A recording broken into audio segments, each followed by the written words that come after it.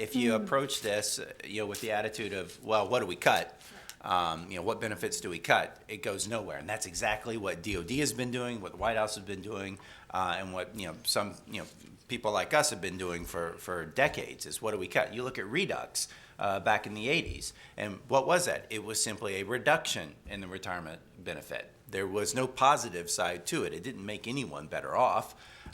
And so what happened before it could actually go into effect and people retire under that, they basically eliminated it, changed it so it's optional.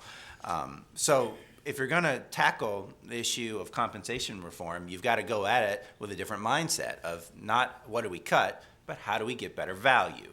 And that could mean adding some things where you're getting good value while also cutting things where you're not getting good value. But to do that, you got to understand how people value different forms of compensation, and that's the study that you referenced in your paper, but the study I did back in July of rebalancing military compensation, looking at, this is not hard to do.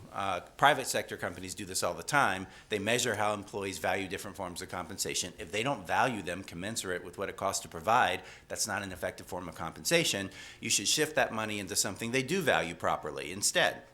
So it's not all pain, no gain. It's a rebalancing. You can actually save money and end up with a compensation system that people prefer, that they are actually getting better benefit out of it than the current system. But I'll leave that issue aside. It seems like common sense. We ought to be able to get some traction on this, but it has become such a third-rail issue, no one even wants to discuss a rational approach to it.